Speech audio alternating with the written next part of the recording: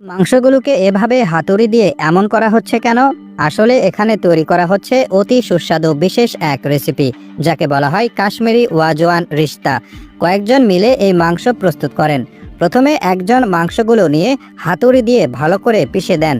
পরের জন একইভাবে মাংসকে পিষে নরম করে ফেলেন। এরপর তৃতীয় জনের হাতে এই মাংস দেওয়া হয়, যিনি আবার এই মাংসের সাথে চর্বি মিশিয়ে আরও বড় হাতুড়ি দিয়ে নরম করেন। মাংসের কিমা বানানোর পর একে গোল বলের মতো বানানো হয়। এরপর ঘন ঝোল বা আরও মাংসের সাথে রান্না করে খাওয়া হয়। আর এই রিশতা এতই মজাদার যে একবার খেলে মুখে এর স্বাদ লেগে থাকবে। কাশ্মীরের রান্না তার স্বাদ, পুরনো ঐতিহ্য আর বহু বছরের রান্নার কৌশলের জন্য খুব বিখ্যাত। এর মধ্যে ওয়াজওয়ান রিশতা এক বিশেষ খাবার। এই খাবার কাশ্মীরি মিটবল নামেও পরিচিত।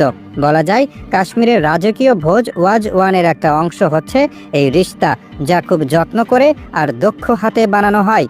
রিশতা মূলত ভেড়ার মাংস দিয়ে বানানোর চল ছিল, তবে গরুর মাংস দিয়েও বানানো হয়।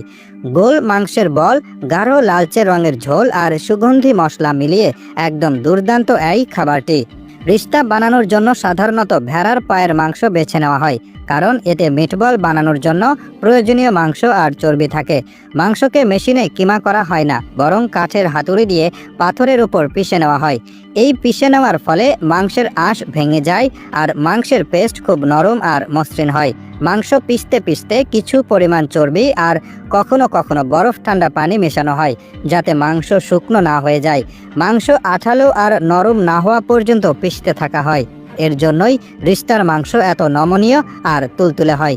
মাংস তৈরি হয়ে গেলে কিছু রাঁধুনি, হালকা লবণ আর একটু এলাচ গুঁড়ো মেশানো হয়।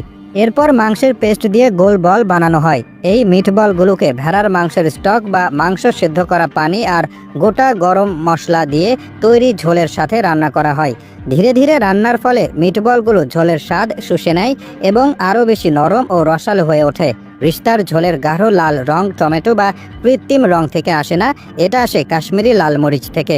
এই মরিচ গরম পানিতে ভিজিয়ে মিহি পেস্ট করা হয়। এরপর সর্ষের তেলে রান্না করা হয়। দারুচিনি, এলাচ আর লবঙ্গের মতো মশলা মেশানো হয়। তারপর একটা বিশেষ উপাদান মেশানো হয়, তা হলো মাওয়ালের নির্যাস। এটা পানিতে ভিজিয়ে এর গাঢ় লাল পানি খাবারের রং বাড়ানোর জন্য ব্যবহার করা হয়। এটাই রিশতার গাঢ় লাল রঙের রহস্য। ঝোল তৈরি হয়ে গেলে সেদ্ধ করা বলগুলো ওতে ছেড়ে দেওয়া হয়। এরপর খাবারটা ধীরে ধীরে অল্প আঁচে রান্না করা হয়, যাতে বলগুলো ঝোল শুষে নেয়। রিশতা পোলাওয়ের সাথে পরিবেশন করা হয়, আবার চাইলে খালিও খাওয়া যায়। বিশেষ করে এর ঘন ঝোল কাশ্মীরে বেশ জনপ্রিয়।